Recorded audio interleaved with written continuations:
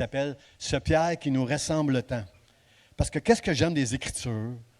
C'est que l'Écriture, la Bible, elle est intègre.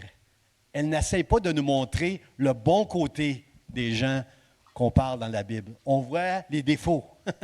On voit Pierre, c'était un homme prompt. C'était un homme, on appelle ça une grande bouche au Québec. Je ne dirais pas comment on appelle ça ici au Québec, là, mais c'était un homme qui avait une grande bouche. Il était prompt à parler. Il se mettait souvent les pieds dans les plats en prenant la parole trop vite. Et il se faisait souvent corriger. C'était un homme qui aimait Dieu comme nous. Il avait un grand cœur pour Dieu, mais il a fait beaucoup d'erreurs. Et combien veulent dire, je ressemble à Pierre, pasteur, je ressemble à Pierre. Il y en a qui rient, mais personne n'a dit ça, je ressemble à Pierre. Merci, Denis. Moi aussi, je ressemble à Pierre. Merci, chérie, de ne pas dire Amen, par exemple. Denis, toi, tu peux dire Amen. Tu peux dire Amen. Je ressemble à Pierre, moi, je suis...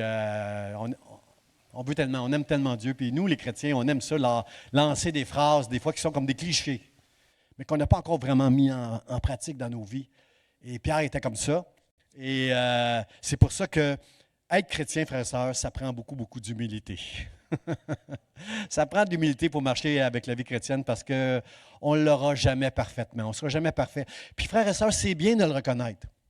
C'est bien de reconnaître que tu n'es pas parfait. C'est bien de reconnaître devant Dieu que La Bible dit « sentez votre misère ». Voyez votre misère. Parce que, frères et sœurs, si tu penses que tu es si bon que ça, bien, tu es rendu au bout, toi. Tu ne peux plus t'améliorer. Hein?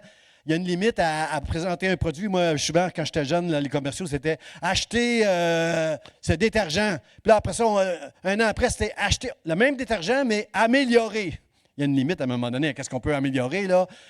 Si dans ta tête, tu es rendu, toi, là. Hey, moi, je suis un enfant de Dieu, pasteur. Moi, je ne fais plus rien de mal. Moi, je ne suis pas parfait, là, mais comment tu peux t'améliorer si tu ne reconnais pas juste que tu es un pécheur? Parce que toute la vie de Pierre, c'était ça. Toute la vie au travers des évangiles, les 3 ans et demi qu'il a passé avec Jésus, toutes les gaffes qu'il a pu faire, on en est témoins, nous autres. Hein? Nous, votre vie à vous, elle est cachée. Vous êtes tous beaux, vous avez tous bien chanté ce matin, vous connaissez des passages de la Bible. Vous avez l'air super. Mais chacun de nous, si on mettait notre vie sur un écran comme Pierre dans les évangiles, il y a des bouts qu'on serait gênés. Je vous donne une chance. Il y a des bouts qu'on serait gênés. Depuis que vous êtes chrétien, là, pas avant. Là. Avant, c'est sûr que vous seriez très gêné, mais même pas parce que tu ne connaissais pas Dieu. Là. Ça ne compte pas avant. Le jour où Dieu a mis la lumière dans tes ténèbres, le jour où Dieu t'a donné la foi pour que tu marches avec lui, depuis ce jour-là, tu n'es plus la même personne. Mais tu restes une personne fragile, faible et qui a des manquements. Amen? Merci. C'est important. Dans Alcooliques Anonymes, ils disent aux gens, on ne peut pas t'aider si tu ne reconnais pas premièrement que tu as un problème d'alcool. On ne peut pas t'aider. Si tu dis, oh non, moi, je bois, mais j'ai du contrôle, bien, on ne peut pas t'aider.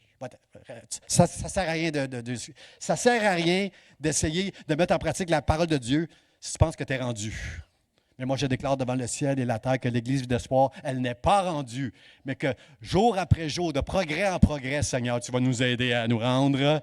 Et un jour, on va être dans le ciel, on va être parfait. Dans le ciel, il n'y aura plus de chicane. On n'aura plus besoin de montrer une certaine miséricorde les uns envers les autres. On va être complètement, totalement miséricordieux comme Dieu dans le ciel. Ça va être merveilleux dans le ciel. Mais là, on est sur terre.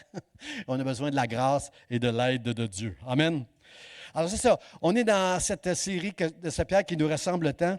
Et ce matin, Pierre a besoin d'apprendre quelque chose qu'on a appris au travers des chants, qu'on est des enfants de Dieu, frères et sœurs. Les jours sont de plus en plus difficiles. La Bible dit que dans les derniers jours, c'est l'apôtre Paul qui nous enseigne ça. Dans les derniers jours, il y aura des jours, on va vivre des jours difficiles. Combien sont d'accord quand on regarde l'actualité qu'on vit dans des jours difficiles? Hein, les gens vont être amis de l'argent, fanfarons, rebelles à leurs parents, orgueilleux, aimant le plaisir plus que Dieu. Tout ça, on est là-dedans. On est vraiment dans les derniers jours. On est vraiment dans un temps où il y a un relâchement au niveau de la moralité, au niveau de toutes sortes de choses qui prennent place autour de nous. Et la bonne nouvelle pour un enfant de Dieu, c'est que Dieu sera toujours là pour toi, pour donner à ta vie une direction, une provision et une protection. Si tu marches avec Dieu, tu vas passer au travers de ces jours-là difficiles. J'entends beaucoup parler d'anxiété puis de dépression en ce moment. Ça peut arriver aussi à des enfants de Dieu, ces choses-là, mais la bonne nouvelle, c'est que Dieu, c'est mon Père ce matin. Jamais il va m'abandonner. jamais, je peux toujours compter sur lui, même il va m'amener sur la montagne, mais même quand je vais être dans la vallée, il va être là pour moi, avec moi, parce que Dieu, son amour, il est parfait, lui. Hein? Moi, je ne suis pas parfait encore. Hein? La Bible dit, l'amour parfait bannit la crainte. Pasteur, dis pas que tu as peur des fois, dis pas que tu as des craintes des fois. Bien, je ne suis pas parfait, moi, dans mon amour encore. Je n'ai pas atteint la perfection dans mon amour. Mais je sais que plus que je vais recevoir l'amour de Dieu, moins je vais avoir de crainte. Ça, je l'ai compris. Ça, j'ai compris ça que dans ma vie, Dieu va prendre soin de moi et il va m'enseigner. Alors, Dieu, aide-nous, aide l'Église d'espoir, aide le pasteur Jean, aide l'Église d'espoir d'aimer parfaitement. Aimons-nous les uns les autres, frères et sœurs. Servons-nous les uns les autres, frères et sœurs. Pardonnons-nous les uns les autres, frères et sœurs. J'ai aimé vos amen. J'ai aimé vos amen. Alors, je suis capable de commencer à prêcher, là. Alors, le texte qu'on va regarder ce matin, c'est dans. Il est unique. Souvent, il y a des textes qui se répètent dans d'autres évangiles, là, mais lui, c'est seulement Matthieu qui a écrit ce passage-là. Matthieu, chapitre 17, les versets 24 à 27. Ça dit, lorsqu'ils arrivèrent à Capernaum, ceux qui percevaient, là on parle de Pierre et Jésus, là, Pierre et Jésus, s'il y en a d'autres, si Matthieu était là, je ne le sais pas, mais le texte nous dit que Pierre et Jésus arrivent là. Lorsqu'ils arrivèrent à Capernaum, ceux qui percevaient les deux drachmes s'adressèrent à Pierre et lui dirent, « Votre maître ne paie-t-il pas les 2 drachmes? » « Oui, dit-il. » Et quand il fut entré dans la maison, Jésus le prévint et dit, « Que t'en semble, Simon? Les rois de la terre qui perçoivent les tributs ou des impôts, de leurs fils ou des étrangers? » Il lui dit, « Des étrangers. » Et Jésus lui répondit, « Les fils, qu'on vient de chanter là, les fils en sont donc exempts. Mais, quelqu'un dit mais, on est exempt de payer les impôts. Si on arrête ça là, on n'a pas besoin de payer les impôts nous autres ce matin. Mais, pour ne pas les scandaliser, Pierre, va à la mer, jette l'hameçon, tire le premier poisson qui viendra, ouvre-lui la bouche et tu trouveras un statère. Prends-le et donne-le-leur pour moi et pour toi. Tu paieras pour moi et pour toi. Si tu fais ce que je te dis, tu vas trouver ce qu'il faut pour payer. Hein? Vous avez une idée d'où on s'en va là, ce matin? Là. Si tu obéis à Dieu, Dieu va prendre soin de toi toute ta vie, mais d'une manière miraculeuse. Il ne fouillera pas dans tes poches. Il va fouiller dans tout ce que Dieu a créé lui appartient. Il n'y a pas besoin d'argent, Dieu. Tout lui appartient. L'or, la Bible dit l'or et l'argent lui appartiennent. Dieu va prendre soin de toi d'une manière miraculeuse. Si tu veux juste déclarer ce matin, moi, je suis ton enfant, Seigneur. Puis des fois, je suis comme Pierre, je suis comme un enfant. Je suis comme un petit enfant des fois, Seigneur. J'ai besoin de toi. Dieu va être là pour toi. Ce que je peux vous dire, il y a des choses que j'aurais de la misère à déclarer ce matin. J'aurais de la misère à vous dire que je suis bon, que je suis très patient, moi. Ça ne paraît pas des fois que je suis très patient dans ma vie de tous les jours. J'aimerais ça vous dire, déclarer toutes sortes de choses que la Bible nous encourage à être. Mais ça, je peux vous le dire, par exemple. Parce que je l'ai expérimenté depuis 37 ans dans ma vie. Dieu ne t'abandonnera jamais. Il va toujours être là pour toi. Puis si tu marches selon... Jésus a dit de quelque chose, on va le regarder tantôt dans le mot de la fin, là, il a dit quelque chose de très précis à Pierre. Va à la mer, lance l'hameçon, c'est le premier poisson que tu vas prendre. Puis comprenez, il est très précis. Plus qu'on va être précis dans notre manière d'obéir à Dieu, plus que nous allons voir le miraculeux dans notre vie. Amen. Est-ce que ça vous intéresse, frères et sœurs? Soyez bénis, soyez bénis. Alors, c'est ça. Dans ce texte-là, Matthieu, c'est seulement Matthieu qui nous parle de ce passage-là dans la Bible, parce que Matthieu, frères et sœurs, c'était un collecteur d'impôts. Matthieu, Lévi, là, lui, il collectait les impôts. Il n'était pas aimé. Il n'était pas aimé des hommes, lui.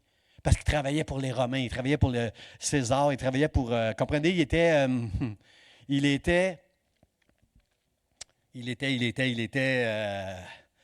on a entendu parler des enveloppes brunes à un moment donné au Québec. Je suppose qu'il n'y en a plus de ça, là, mais la corruption. Vous connaissez ça, la corruption? Il y a des gens qui se passent en dessous des gens qui sont en autorité quelque part, puis qui profitent de leur autorité pour faire de l'argent, se mettre de l'argent plein les poches.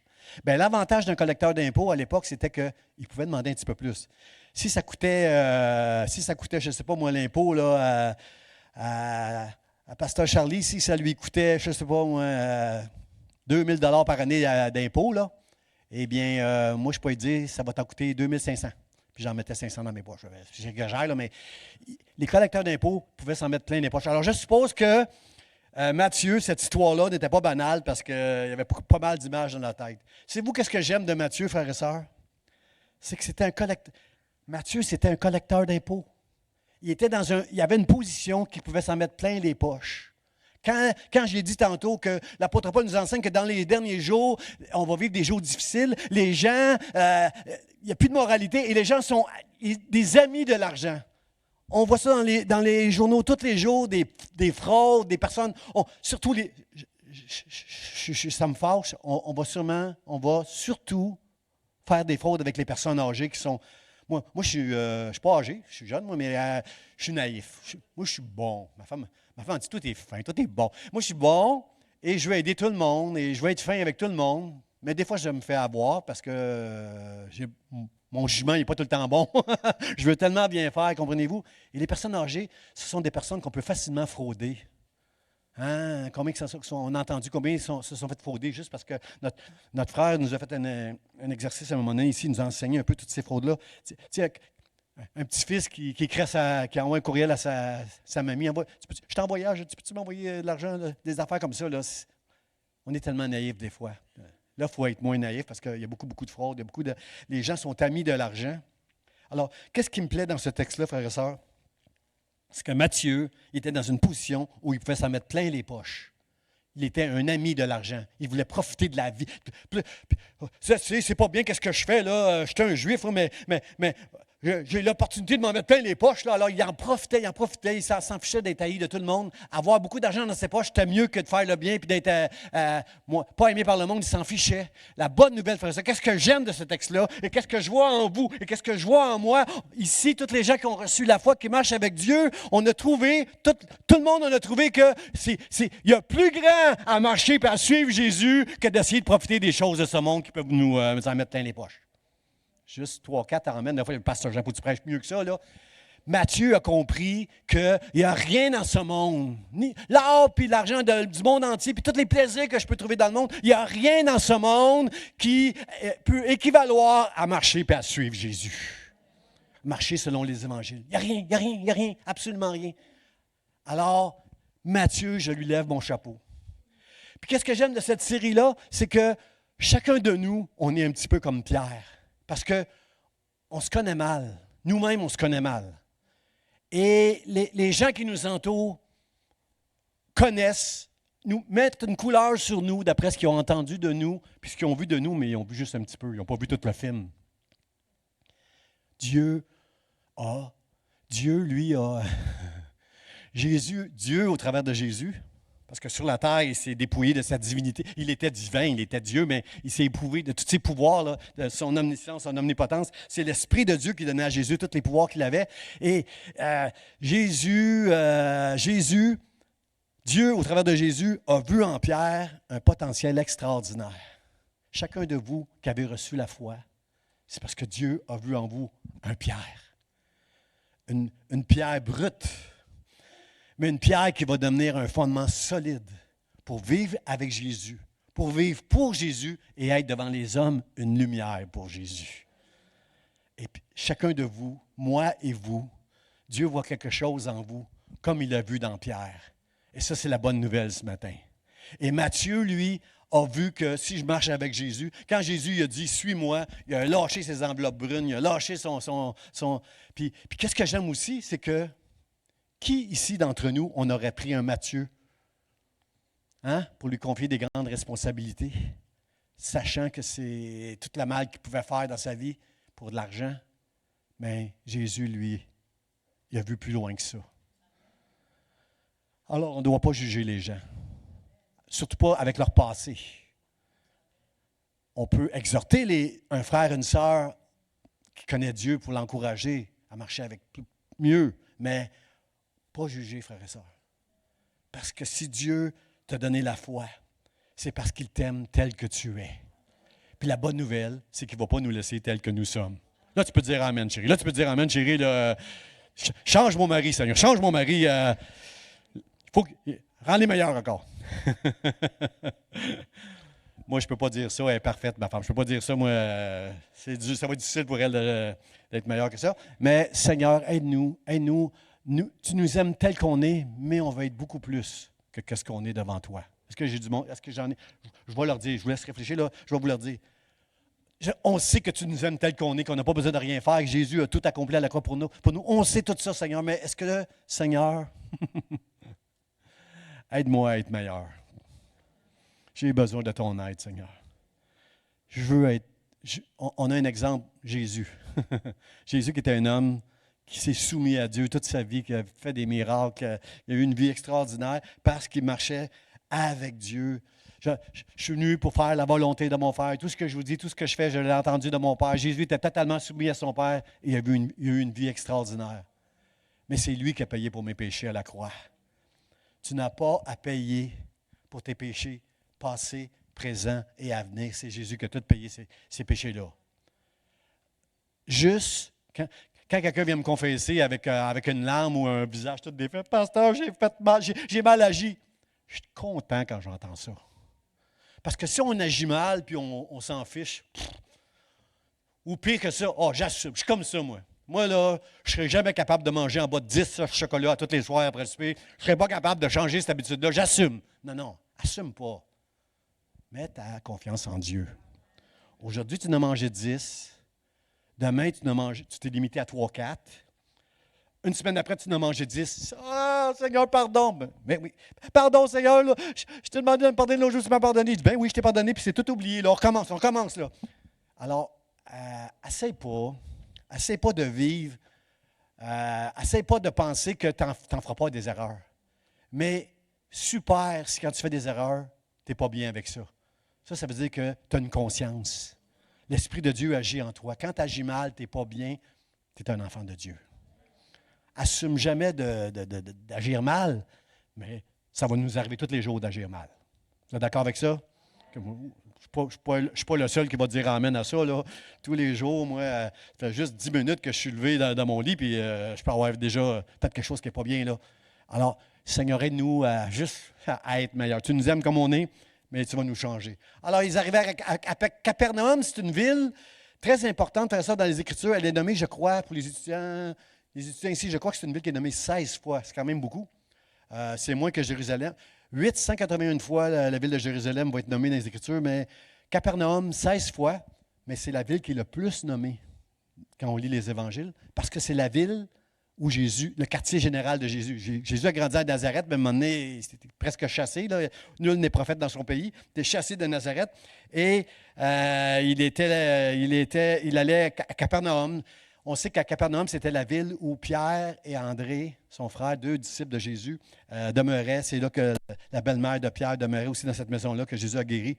Alors, c'est la ville où Jésus allait souvent, quand il se prenait partout dans la Galilée, mais il allait se reposer là. Et une fois par année, pour tous les hommes israélites de 20 ans et plus, une fois par année, il devait payer 2 drachmés, je ne sais pas comment on dit ça, drachmés. Il devait payer 2 drachmes comme pour le... Ça, c'était pour le temple. Ce n'est pas les impôts là, qu'on paye nous autres. Là. C'était pour le temple. Tout le monde devait payer 2 drachmes une fois par année. Puis là, il y a des collecteurs qui se promenaient. Puis là, on demande à Pierre et lui, votre maître, lui, paye-t-il les 2 drachmés? Ben, il dit oui. Pierre, il dit oui. Il dit oui. Et quand il fut entré dans la maison, Jésus le prévint. Qu'est-ce que j'aime ici? C'est que le Saint-Esprit a parlé à Jésus. Jésus savait que Pierre puis l'autre ont jasé ensemble, puis ont parlé ensemble. Jésus savait tout ça par l'Esprit, il a été averti. Puis là, il y a quelque chose, il va parler à Pierre, puis il va nous parler à nous autres ce matin à l'Église, au travers de ce passage-là. Puis là, il va demander, il va parler à Simon. C'est spécial, hein? Il n'appelle plus Pierre, il appelle Simon ici. Là, on va voir ça ensemble. Il appelle Simon, puis il dit, Simon, les rois de la terre perçoivent-ils des tribus ou des impôts de leurs fils ou des étrangers? La différence entre tribus et impôts, c'est que les impôts, on en paye tous. Hein? On doit payer les impôts. Hein? Il y a des pharisiens qui ont dit à Jésus pour lui tendre un piège, est-ce qu'on doit payer les impôts à César? En fait, c'est un tribut.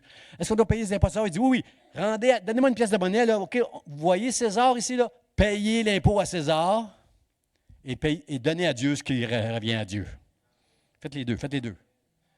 Alors, les impôts, nous, on le sait ici au Québec, au Canada et la majorité des endroits, quand on paye des impôts, c'est pour avoir des... le gouvernement gère notre argent, on contribue chacun selon nos moyens. Là. Hein? J'ai entendu quelqu'un ici dire, moi, j'aimerais ça payer 1 million d'impôts par année. Là. Ça veut dire que tu as beaucoup d'argent pour payer 1 million d'impôts par année. Alors, quand on paye nos impôts, c'est une contribution pour tous les services que le Québec peut rendre, le Canada peut rendre à ses citoyens.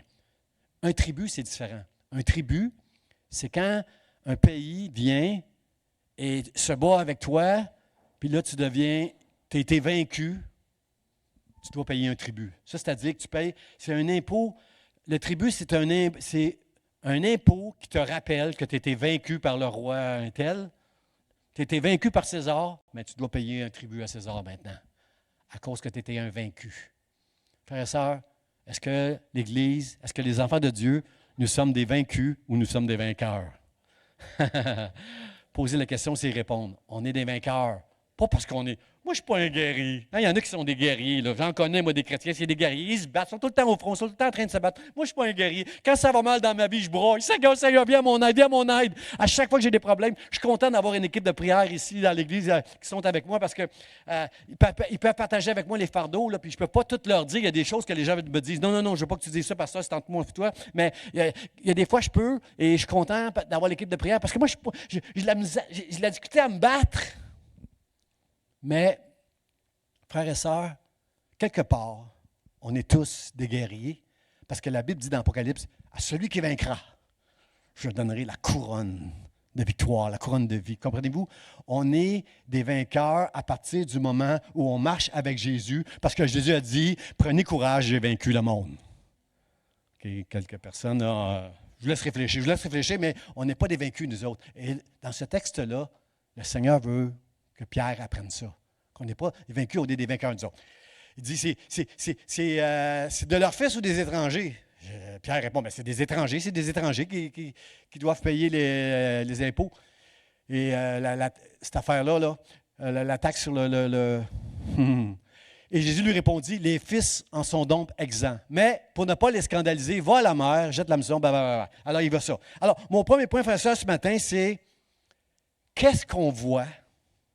Qu'est-ce qu'on voit quand on te regarde ce matin? Qu'est-ce que les gens voient lorsqu'ils te regardent ce matin? Ça, c'est important de comprendre ça, que les gens nous regardent.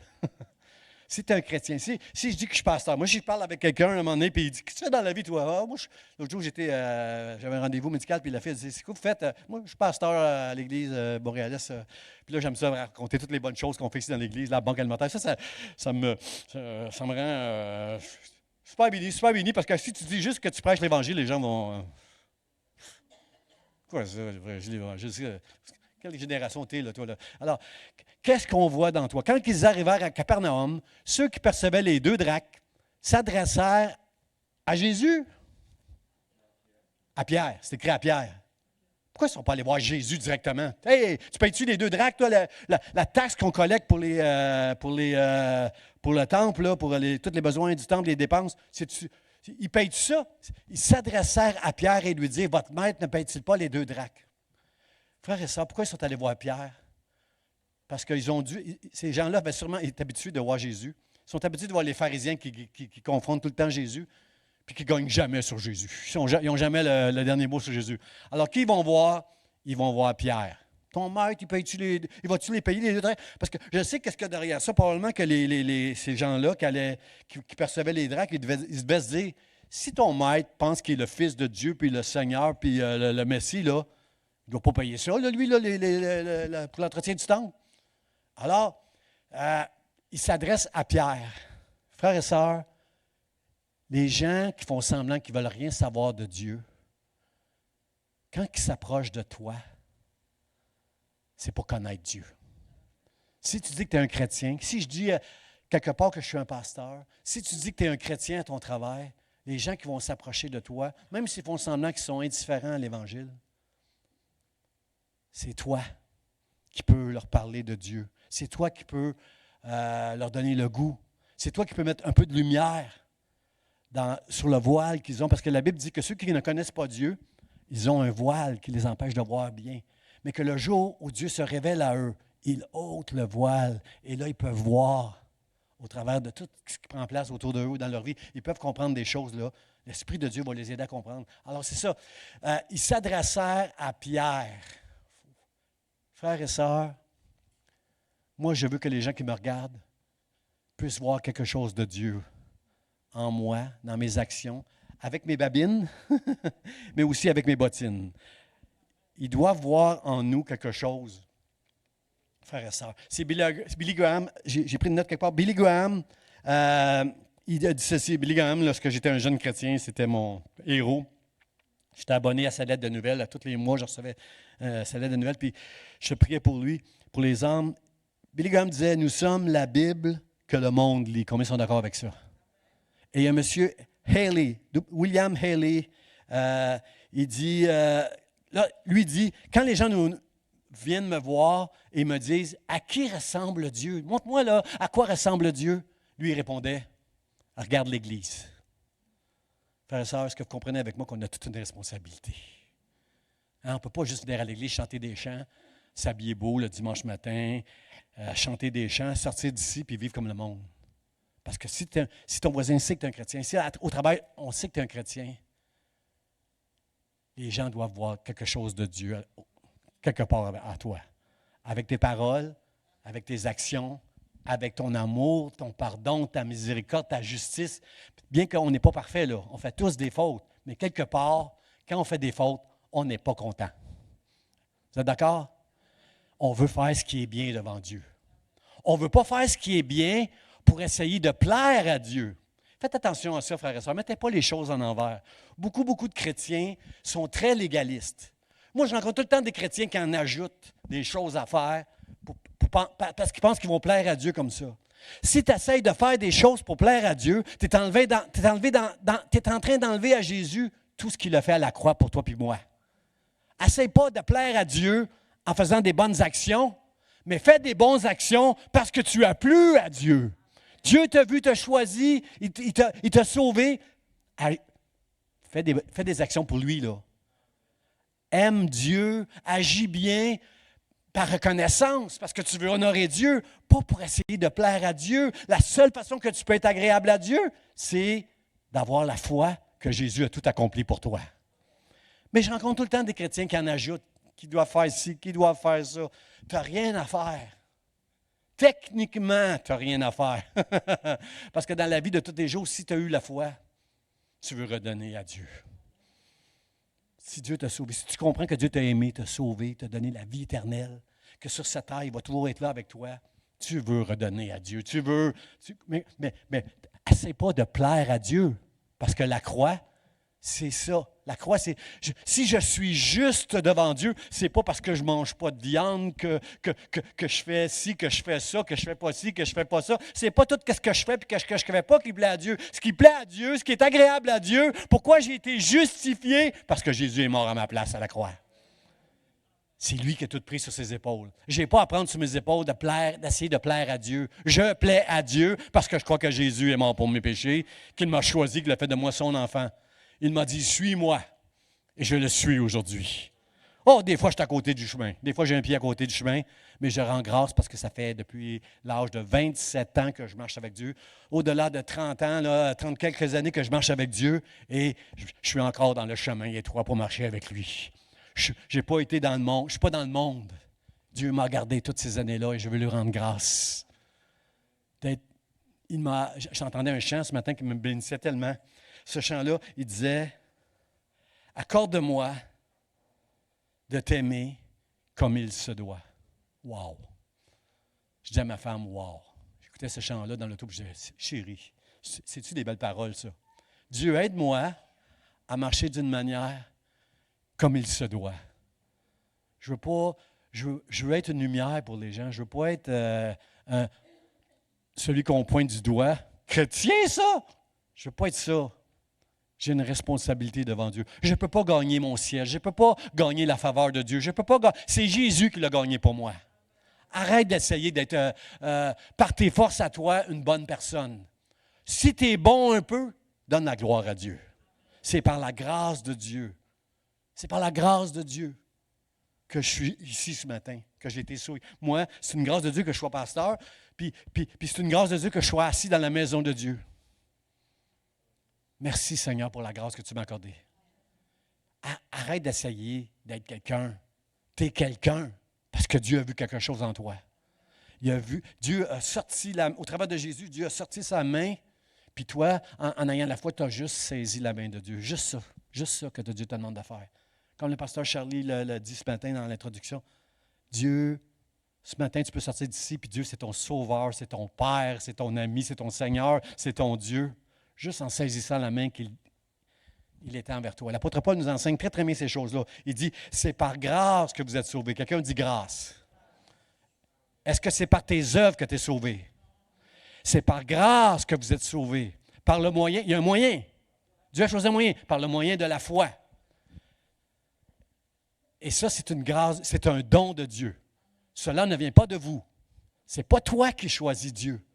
C'est Dieu qui t'a choisi. Et lorsque tu vois sa main qui s'avance vers toi, n'endurcis pas ton cœur. Saisis la main de Dieu. Et viens, ouvre-lui ton cœur. Il va remplir ton cœur.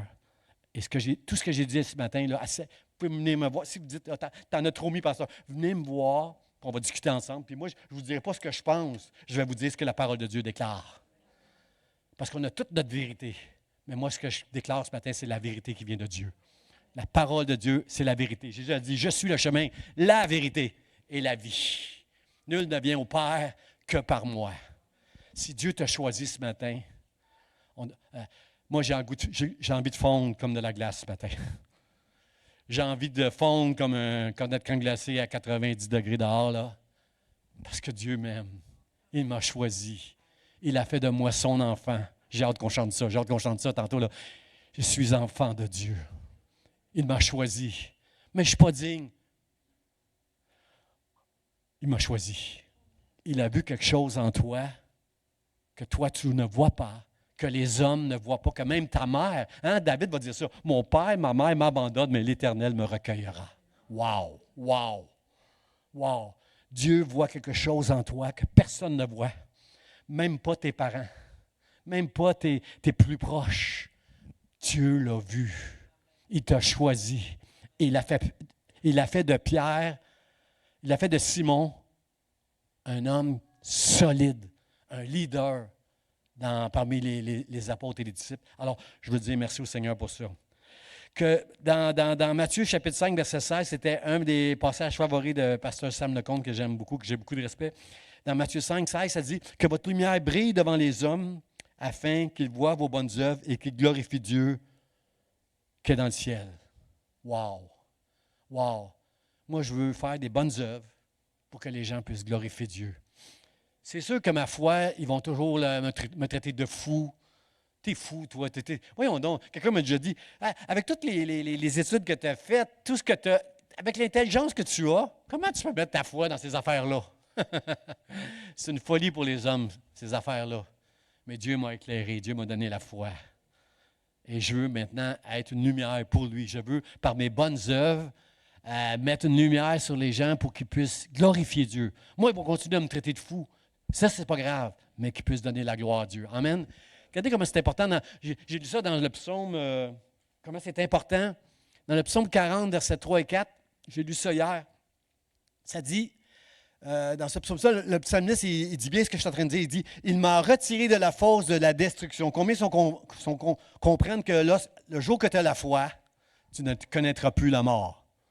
On va tous fermer les yeux sur cette terre, on va tous se transformer en poussière, mais en fermant les yeux sur cette terre, on va les ouvrir dans le ciel pour l'éternité avec Dieu, là, avec un monde nouveau. Là. Il m'a retiré de la fosse de destruction. Du fond de la boue, il a dressé mes pieds sur le roc. Il a affermi mes pas. Il a mis dans ma bouche, comme on l'a vu ce matin ici, là, il a mis dans ma bouche un cantique nouveau, une louange à notre Dieu, et beaucoup l'ont vu et ont eu de la crainte, et ils se sont confiés en l'Éternel. Combien veulent dire Amen à ce passage-là pour que les gens au travers de vous puissent voir Dieu dans vos actions, malgré vos défauts, vos manquements, vos péchés, que Dieu puisse voir, que le monde puisse voir en vous quelque chose de Dieu, avoir une crainte et se confier en l'Éternel ce matin en disant, Seigneur, je la vois, cette main que tu me tends vers moi, puis je veux la saisir. Je crois qu'il y a ici beaucoup plus grand que le temple. Il y a Dieu. Il y a Jésus au milieu de nous. Il y a le Saint-Esprit au milieu de nous. Il y a l'amour du Père au milieu de nous. Et frère et sœurs, moi, malgré tous mes manquements, je veux qu'à la fin de ma vie, je veux entendre au ciel que j'ai pu influencer quelques personnes. Ici, beaucoup l'ont vu. Bon, tant mieux si beaucoup ont été influencés par moi, mais si seulement quelques personnes, au travers de ma vie, de mon témoignage, puissent se confier en Dieu, moi, je veux dire merci, Seigneur, pour la grâce que tu m'accordes. Merci pour l'amour que tu m'as donné, que les hommes qui m'entourent puissent voir en moi et s'en aller vers toi. Parce que comme je l'ai prêché la semaine passée, beaucoup de gens dans notre monde, de plus en plus, vont être rendus au bout dans leur vie. Et ils ont besoin de Jésus. Et moi et vous, on doit être ces personnes qui mettent un peu de lumière, un peu d'espoir dans la vie des gens, afin qu'ils puissent se tourner vers lui et se confier en lui. Amen. Seigneur, aide-nous. Aide-nous à que les gens qui vont s'approcher de nous puissent voir un peu de Dieu. Deuxièmement, frères et sœurs, Dieu sait tout. Moi, je suis content de savoir ça, que Dieu sait tout. On parle ici de l'omniscience de Dieu. Il n'y a rien qui échappe à Dieu sur toute la terre, dans tout l'univers, sur la terre, sous la terre, dans la mer, partout. Il n'y a rien. Dieu sait tout, frères et sœurs. Il est omniscient. Et ça, c'est rassurant pour moi, parce que moi, il y a eu beaucoup de surprises dans ma vie. Il y a eu beaucoup de mauvaises surprises même dans ma vie. Des bonnes surprises puis des mauvaises. Bonnes surprises, c'est quand j'ai connu Dieu. Juste avant, la bonne surprise, c'est quand j'ai connu ma femme. Mais là, après ça, c'est quand j'ai connu Dieu, la bonne surprise. Et Dieu, il sait tout. Et quand le monsieur a dit, le percepteur il a dit à Pierre, ton maître, lui, paye-tu? Il dit, oui, dit-il. Et quand il fut entré dans la maison où Jésus, André, Pierre, la maison de Pierre, il dit, là, Jésus va le prévint. Prévint, ça veut dire prévenir, ça veut dire, je vais te dire quelque chose là, que tu ne savais peut-être pas, là, Pierre. Là. Il le prévint. Il dit, que t'en semble, Simon? Ouh! Ça a attiré mon attention quand j'ai vu Simon.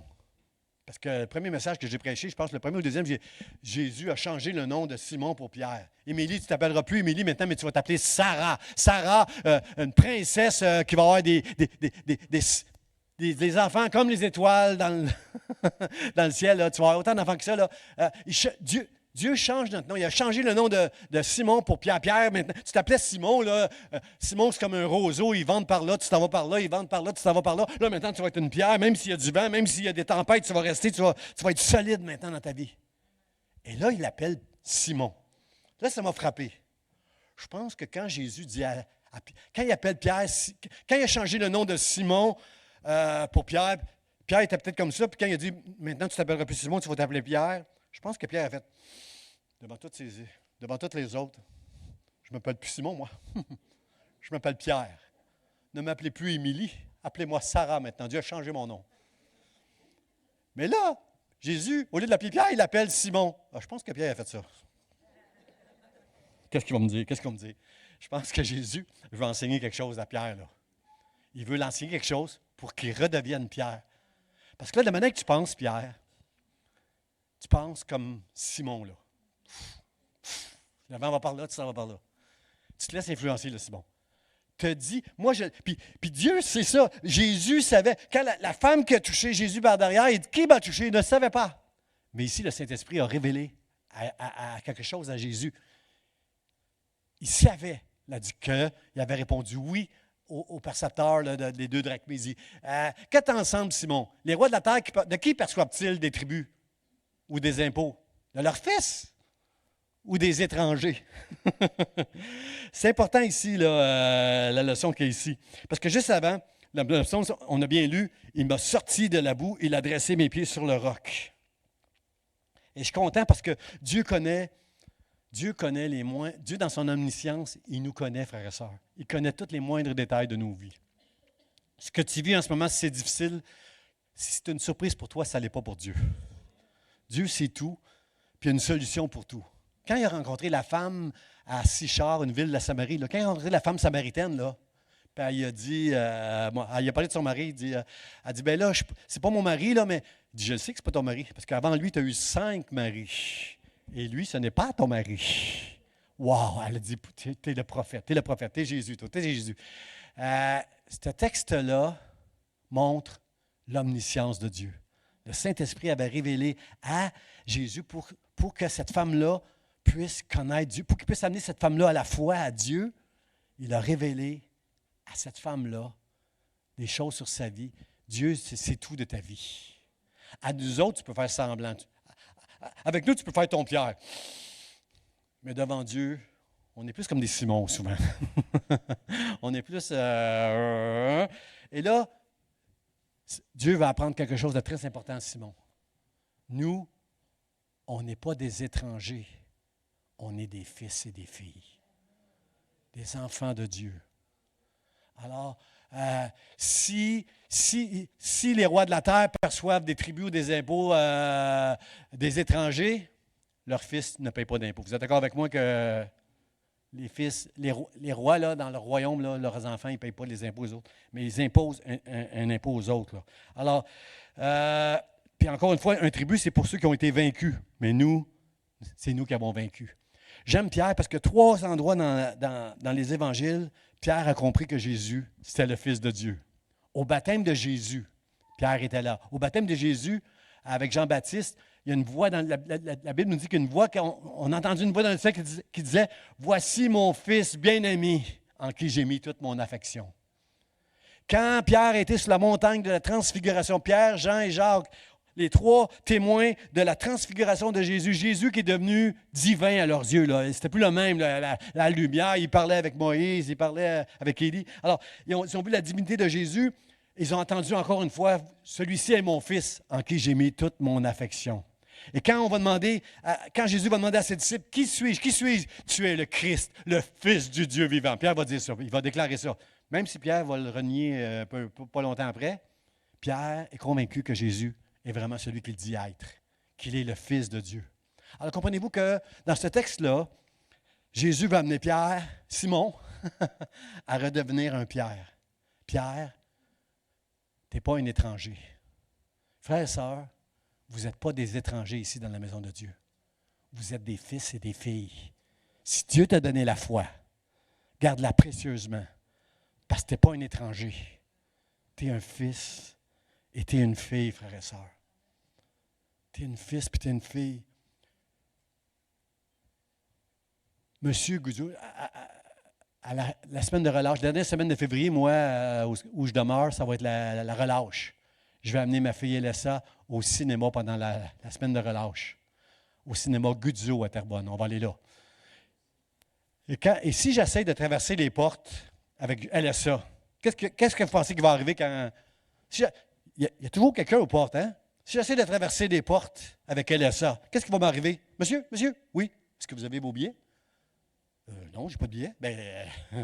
Tu penses que tu vas rentrer, tu vas manger du popcorn, tu vas aller voir des films, puis ça va être gratis. Non. Retourne au guichet, là, tu payeras, puis toi, puis Elessa, vous allez pouvoir rentrer. Est-ce que c'est logique pour vous? Hein, c'est sûr, je peux pas... Ah, ben non, moi, je pensais que c'était gratuit, là, la semaine de relâche, là, franchement, là, donner un break aux parents, là. Non, c'est normal. Pensez-vous que M. Goudzot puis son fils, qui rentrent par la même porte, il y a quelqu'un qui va les arrêter pour dire qu'il faut qu'ils payent? Bien, c'est ça. C'est ça, frères et sœurs. Moi, mon père, moi, je ne suis pas un étranger dans la maison de Dieu. Je suis un fils, je suis une fille. Et comme M. Goudzot, je n'ai pas besoin de payer ces impôts-là. Mais pour ne pas les scandaliser, on va les payer. Alors, mon troisième point, c'est celui-ci, frères et sœurs. On est libéré du joug de la loi. Et il lui dit, Simon lui a dit, on est des étrangers. Et Jésus lui répond, OK, tu as raison, c'est les étrangers qui payent les impôts. Les fils, nous, on est exempts. Combien sont contents d'être un enfant de Dieu ici ce matin? On n'est pas des étrangers. On n'est plus sous le joug de la loi, frères et sœurs, quand on est un fils et une fille. Beaucoup trop de chrétiens essayent de plaire à Dieu et se mettent des jougs sur eux autres, ne font pas ci, ne font pas ça. J'en apprends tout le temps. Moi, il y a toujours un chrétien qui a lu quelque chose quelque part, qui a entendu une prédication pour me dire « Pasteur, on devrait faire ci, pasteur, tu devrais prêcher ça, on devrait faire ça. » Non! On est libre, je suis libre. Il m'a libéré. C'est ça qu'on a chanté, il m'a libéré. Parce que je suis un enfant de Dieu, frères et sœurs. Je suis plus le joug de la loi. Je n'ai pas à essayer de plaire à Dieu. Je plais à Dieu parce qu'il m'a choisi et c'est Jésus qui a payé, qui a tout fait ce qu'il fallait pour que je sois justifié devant Dieu ce matin. Je ne suis pas un juste parce que je ne fais pas de péché. Je suis un juste parce que Jésus m'a justifié devant Dieu. Seulement lui, seulement lui. Sa grâce seule. Et c'est ma foi seule dans sa grâce qui fait de moi un enfant de Dieu ce matin. Tu n'es pas un étranger ce matin. Et remercie le Seigneur que tu n'es pas un étranger. On n'est pas sous un joug, frères et sœurs. On n'est pas sous un joug ce matin. Sauf que le royaume de Dieu est gouverné par la nature même de Dieu. Dieu est amour, frères et sœurs. Son amour est parfait à lui. Alors maintenant, les règles de la vie d'un enfant de Dieu, c'est de marcher en aimant les uns les autres. Les uns ici, je vous aime tous. Les autres dehors, j'ai de la misère des fois. De la misère avec les gens qui nous offensent. Mais c'est ça. L'amour de Dieu, c'est ça qui. Le royaume de Dieu, c'est l'amour, frère et sœur, c'est la justice. On t'a fait connaître ce qui est bien. C'est que tu aimes, c'est que tu pratiques la justice. La justice de Dieu, je veux la pratiquer parce que Dieu, c'est un Dieu qui est juste. C'est un Dieu qui est saint. Je ne veux pas marcher dans l'immoralité comme ce monde. Je veux marcher dans la sainteté avec l'aide de Dieu. Je veux que Dieu m'aide à m'améliorer. Je ne veux pas faire toutes les niaiseries qui se passent dans ce monde, l'immoralité, mais dans ma nature pécheresse, je suis un être immoral. Mais par la grâce de Dieu, il va m'aider à marcher avec lui. Il va m'aider à marcher avec lui. Dans l'amour, dans la justice, et j'ai écrit ça dans mes notes là. Et oui, la miséricorde. La Bible veut qu'on aime la miséricorde. Il ne veut pas qu'on soit miséricordieux. Il veut qu'on aime à être miséricordieux. Savez-vous pourquoi c'est facile pour moi d'aimer à être miséricordieux? Pardonne-nous nos offenses, comme nous pardonnons aussi à ceux qui nous ont offensés. Ça ne me tente pas que Dieu me juge parce que j'ai manqué de miséricorde. Alors j'aime être miséricordieux quand quelqu'un m'offense parce que je sais que toutes les fois que moi je vais être miséricordieux, Dieu va l'être envers moi. Pardonne-nous nos offenses à nous, comme de la même manière que nous pardonnons les offenses des autres. Ça m'aide beaucoup à être miséricordieux. Même que j'aime ça maintenant, être miséricordieux. Ce n'est pas la chose la plus difficile. Puis j'entends Marie qui rit, ce n'est pas la chose la plus difficile pour Marie non plus là, d'être miséricordieuse. Pour certains, c'est plus difficile. Si on te pile sur l'orteil, si on n'est pas fin avec toi, il y en a qui vont réagir. Moi, c'est plus facile pour moi. Ça. C'est juste une grâce de Dieu, frères et sœurs. On a des dons différents. Dieu m'a donné un don pour être miséricordieux. C'est plus facile pour moi, là. Mais je ne réussis pas parfaitement, frère et sœur. Je vais le dire dans quelques instants. Je vais dire quelques-uns de mes défauts, là. Pas tout le temps. Mais c'est ça, frère et sœur. Maintenant, on est appelé à marcher dans l'amour, dans la justice et dans la miséricorde. Ça, on n'est plus sous le joug de la loi. Vous êtes d'accord avec moi? Est-ce que vous avez compris qu'on a pu appeler à Dieu en faisant toutes sortes de bonnes choses? Vous avez compris ça? Mais on a un autre joug, par exemple, frère et sœur. Dites mais. Notre joug est différent maintenant. Notre joug, c'est de marcher avec de l'amour, selon la justice du royaume de Dieu et avec miséricorde. Amen. Regardez les Galates, l'apôtre Paul, il nous dit dans Galates, chapitre 5, verset 13, regardez ce qu'il nous dit, ça va apparaître à l'écran. Il nous dit ceci, il va nous dire ça. Frères, sœurs, vous avez été appelés à la liberté. On l'a chanté ce matin, je suis libéré. Dieu m'a libéré. On était appelés à la liberté seulement. Mais ne faites pas de cette liberté un prétexte pour vivre selon la chair. Vous êtes d'accord avec ça? Parce que, frère et sœurs, techniquement, pasteur Jean, si je t'ai bien compris, on est sauvé par grâce. Je n'ai plus besoin de rien faire pour plaire à Dieu. Non, je le répète, tu as besoin de rien faire. Oui, bien, si je décidais de vivre selon la chair, c'est pas si tu vis selon la chair ou si tu ne vis pas selon la chair que tu es sauvé. Tu es sauvé parce que Dieu t'a choisi et c'est une grâce qu'il t'a fait. Ça ne vient pas de toi, c'est un don de Dieu. Mais là, si M. Goudzio, qui passe avant moi avec son ami, me dit, lui, là, avec LSA, là, laissez-les passer gratos. Mettez ça sur... C'est moi qui vais payer. Pensez pas que j'ai le goût d'être reconnaissant à M. Goudzio s'il fait ça pour moi. C'est juste ça, frère et sœur. Techniquement, tu pourrais vivre sur la chair, tu vas être sauvé. Mais qui veut vivre dans la chair, dans l'immoralité, puis dans le péché, quand Dieu nous a libérés de toutes ces choses-là, qui nous a fait de nous des vainqueurs maintenant? On est au-dessus de toutes ces choses-là. On a une grâce, on a l'Esprit de Dieu en nous, on a l'amour de Dieu. J'ai mon Père qui est plus fort que ton Père qui est avec moi. Si Dieu est avec moi, qui sera contre moi? Pourquoi je voudrais faire le mal, frères et sœurs, encore?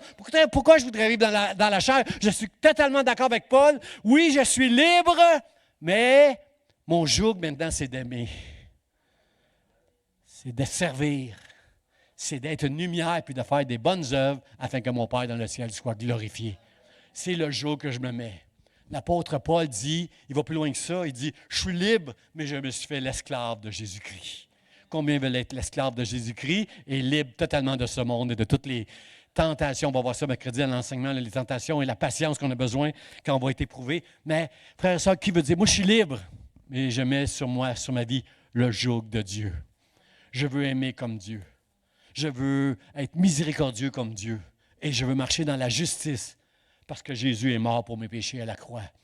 C'est comme s'il y a une auto qui s'en vient, puis j'ai pas le temps. Je vois l'effet de la surprise. Je vois pas, j'ai pas le temps. J'ai pas le temps de bouger. Et quelqu'un derrière moi, le pasteur Charlie arrive derrière moi, il me pousse violemment.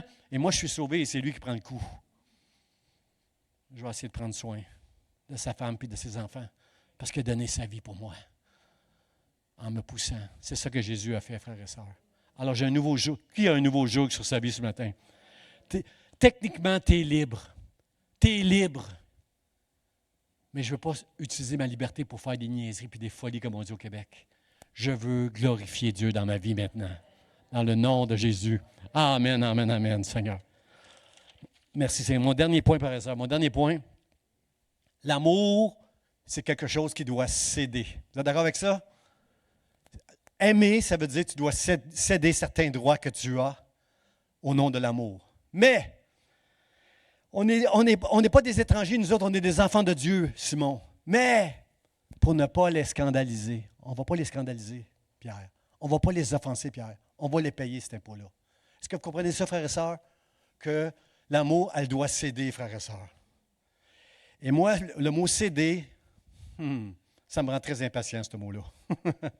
Parce que sur la route, quand c'est écrit CD de passage, quand tu t'en viens, puis il y a un CD de passage pour ceux qui s'en viennent, là, et toi, tu conduis à vitesse 100, tu es à 100, là, puis là, CD de passage, il y a quelqu'un qui s'en vient, puis là, quand il te voit, il accélère pour te dépasser. Il y en a qui sont impatients, hein? Il y en a qui sont impatients. On les dénoncera pas ce matin. Mais la vraie affaire, c'est que c'est facile quand ma femme est dans l'auto avec moi. Parce qu'elle me rappelle tout le temps quand je suis Pasteur Jean. Elle m'appelle Pasteur Jean tout à coup. Jamais à la maison, elle m'appelle Pasteur Jean. Mais là, Pasteur Jean, oui, que Dieu le bénisse. Que Dieu le bénisse. Merci. Amen. Merci, Seigneur, pour ma femme. Mais dans ma chair, j'aurais juste envie de monter jusqu'à 120. Non, c'est pas toi qui vas passer, tu as un CD, toi. C'est à moi de passer devant toi. J'aurais juste envie de... Puis si je pourrais être honnête avec vous, je l'ai déjà fait. Simon l'a déjà fait. Mais Pierre ne veut pas faire ça. Parce que Dieu nous enseigne qu'on n'est pas des étrangers, mais on est des enfants de Dieu, nous autres. Et le joug de l'amour et de la miséricorde va nous parler. Si ce n'est pas ma femme qui me parle, ça doit être l'amour de Dieu qui me parle. Pour dire, cède. Ne le scandalise pas. Hey, la pire affaire, c'est que je ferais ça, qu'on commence à chicaner, qu'on se tasse sur l'autoroute les deux, puis on s'aperçoit les deux qu'on est des pasteurs. Ça, c'est vraiment drôle, hein? Pas du tout impossible, frères et sœurs. Pas du tout impossible qu'une chose comme ça arrive. Hein? Quelqu'un te coupe en avant, puis tu vois sur sa licence un gros poisson, là. C'est un chrétien, lui. Comprenez-vous, ça, c'est pas du tout impossible. Alors, l'amour, elle doit céder, frères et sœurs. J'ai vu quelque chose de. Puis à cause de l'autorité, frères et sœurs, aujourd'hui, on a tellement de. J'ai encore ces images-là aux États-Unis, le Capitole qui était investi par toutes sortes de gens qui sont entrés dans le Capitole, qui ont fait du grabuge, il y a eu des blessés. C'était affreux, qu'est-ce qui s'est passé là? J'ai encore des images de ça. Et je sais qu'aux États-Unis, le Parti républicain, c'était beaucoup des républicains qui ont investi le Capitole. Puis je sais que parmi les républicains, il y a beaucoup de chrétiens, frères et sœurs. Et moi, j'ai vu pendant la COVID, beaucoup de chrétiens manquer de sagesse. Hein? Qui voulaient défier les lois. Non, non, non. Beaucoup de chrétiens, beaucoup de leaders qui voulaient défier les lois pendant la COVID, alors que nos gouvernements nous demandaient juste d'être sages puis de se protéger les uns les autres. Là. C'était mondialement la COVID. Là, mais j'ai vu tellement de chrétiens. Alors que l'autorité, frères et sœurs, le bienfait de l'autorité, frères et sœurs, c'est pour mettre de l'ordre dans le ciel et sur la terre.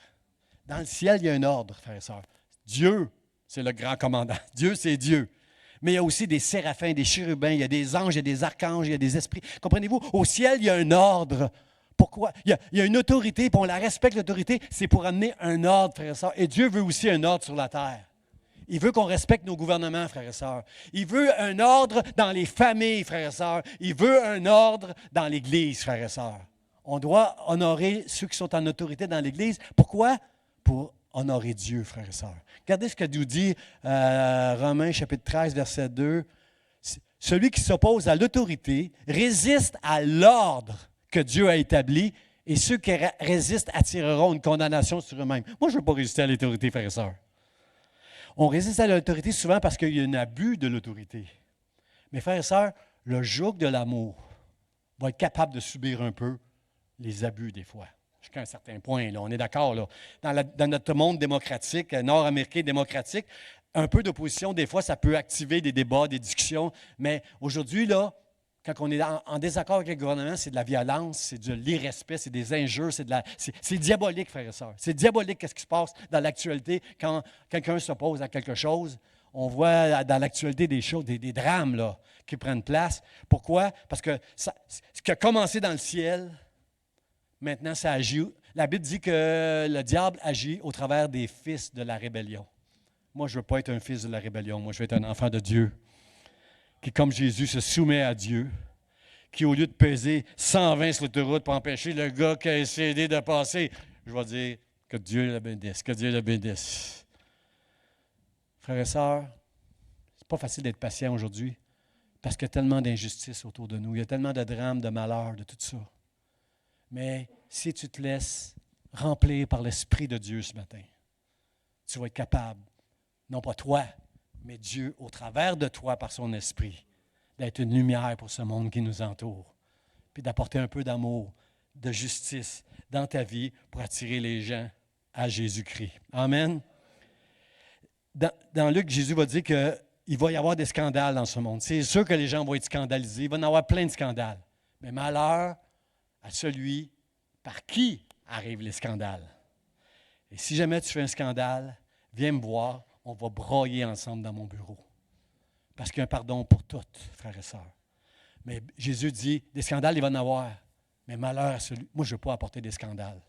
À un moment donné, même Jésus va mettre un petit enfant devant la foule, puis il va dire, tu ne peux pas rentrer dans le royaume de Dieu si tu ne deviens pas comme un petit enfant comme ça. Il faut que tu aies la foi d'un enfant comme ça qui croit que son père, c'est le plus fort de tous les autres. Là. Mon père est plus fort que toi. Là. Il faut que tu aies la foi d'un enfant.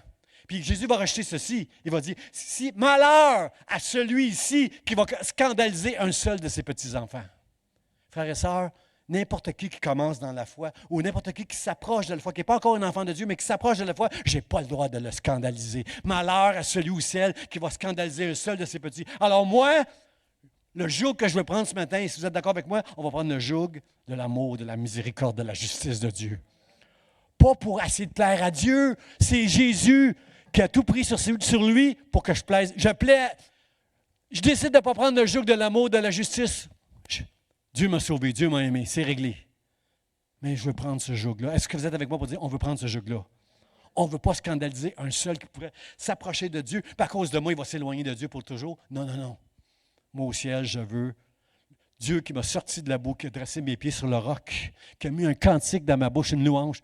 Maintenant, frères et sœurs, je veux être pour les autres.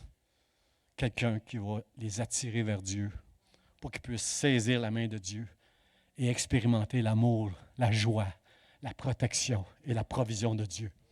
Amen. Mon mot de la fin, avant qu'on chante le dernier chant, là, je suis enfant de Dieu, là, mon mot de la fin, c'est, Jésus est très précis avec Pierre. Il va dire, va à la mer, Pierre. OK, nous, on est des étrangers, on n'a pas à payer. On n'est pas des étrangers. Nous, on est des enfants de Dieu, on n'est pas des étrangers. Mais, je ne veux pas les scandaliser si on ne paye pas. Il y a ici plus grand que le temple. Je suis le Fils de Dieu, mais je ne veux pas les scandaliser, Pierre. Alors, on va payer. Tu vas aller à la mer, tu vas jeter l'hameçon, puis le premier poisson, je sais que tu es un ancien pêcheur, là, commence pas à pêcher 3-4 poissons. Là. Le premier que tu vas pogner, tu vas y ouvrir la bouche, puis tu vas trouver un statère dans la bouche. Un statère, c'est 4 drachmés. Ouh! Pas de hasard avec Dieu. Comprenez-vous dans ce passage-là toute l'omniscience et l'omnipotence de Dieu, frères et sœurs? Moi, j'essaie d'imaginer qu'est-ce qui s'est passé avec le poisson quelques minutes avant ça. Le statère est encore dans sa bouche. Pierre n'a pas dit Dieu n'a pas dit à Pierre, coupe le poisson, puis tu vas trouver un statère qu'il aurait avalé. Non, ouvre la bouche, tu vas trouver le statère, il est dans sa bouche. Ça veut dire que quelques minutes avant, il y a quelqu'un dans une barque, quelque part sur l'eau, qui, en faisant un mauvais geste, a échappé. Oh non, j'ai tapé un statère!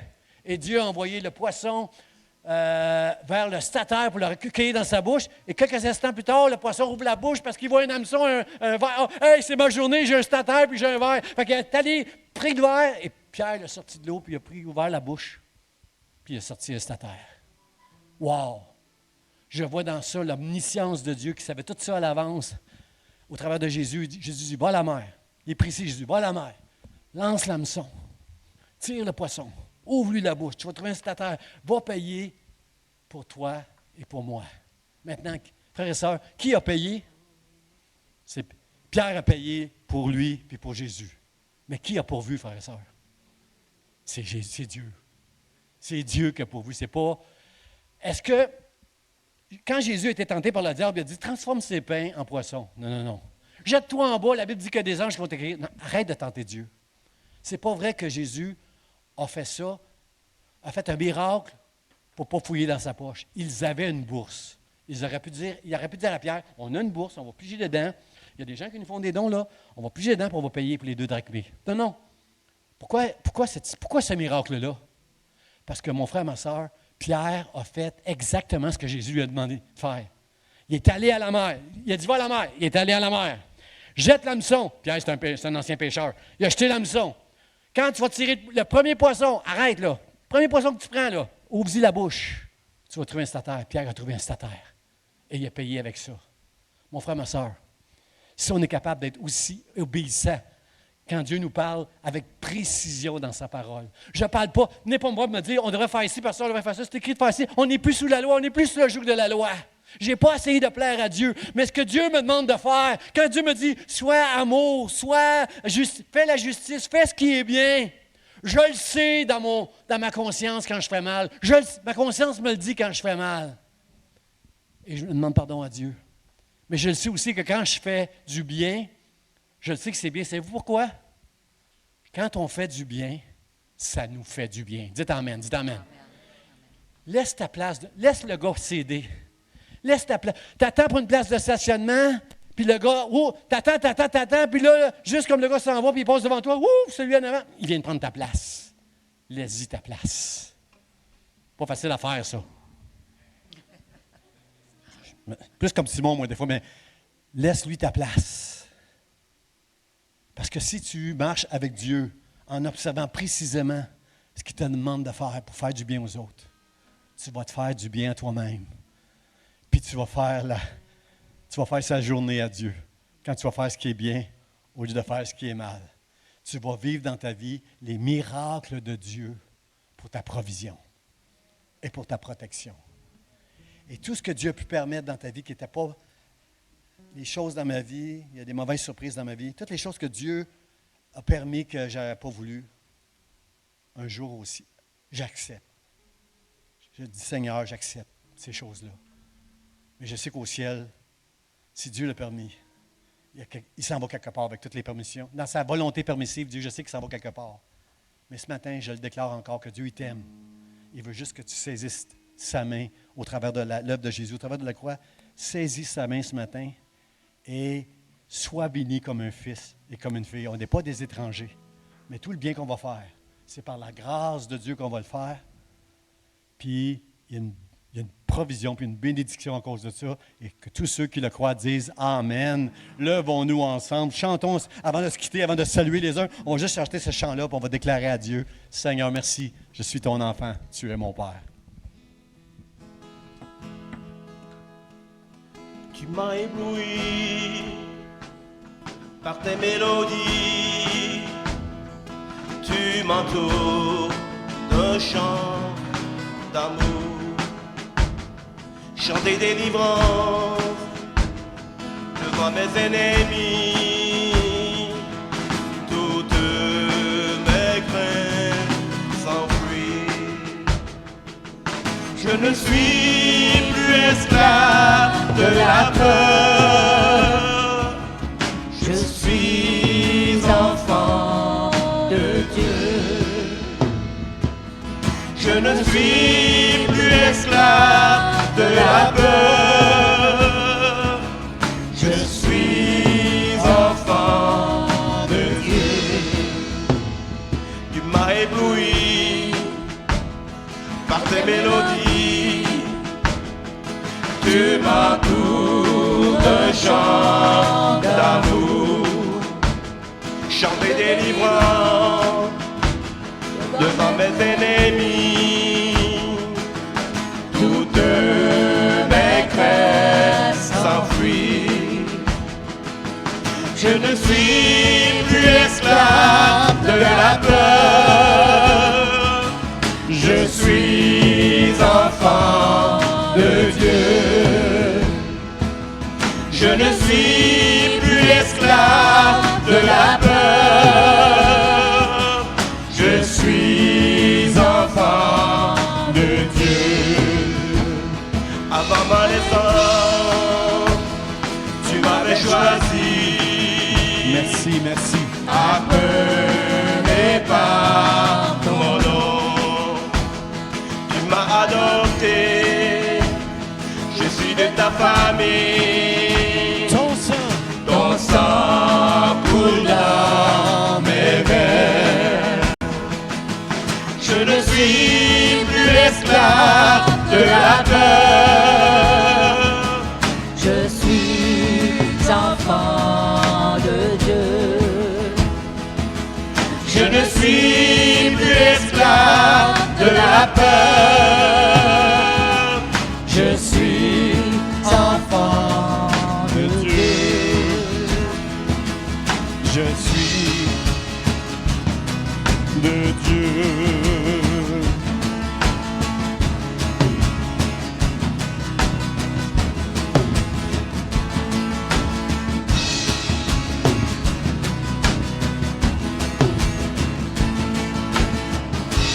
prends la mer et je peux la traverser, mais par ce doigt dans ton amour.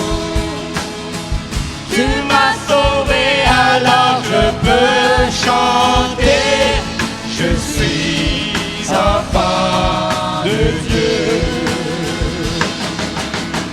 Tu prends la mer et je peux la traverser, mais par ce doigt dans ton amour. Tu m'as sauvé, alors je peux chanter, je suis enfant de Dieu. Tu prends la mer et je peux la traverser, mais par ce doigt dans ton amour. Tu m'as sauvé, alors je peux chanter, je suis enfant de Dieu. Je suis enfant de Dieu. Je suis enfant de Dieu. Je suis enfant de de Dieu. Je ne suis plus esclave de la peur. Je suis enfant de Dieu. Je ne suis plus esclave de la peur. Je suis enfant de Dieu. Je suis enfant de Dieu. Je suis enfant de Dieu. Je suis enfant de Dieu. Je suis enfant de Dieu. Je suis enfant de Dieu. Je suis enfant de Dieu. Je suis enfant de Dieu. Que tous les enfants de Dieu disent un grand Amen. Alléluia. Gloire à Dieu. Avant de quitter, saluez au moins 2-3 personnes là, en lui disant « Je te salue, enfant de Dieu ». Soyez bénis. Bon dimanche.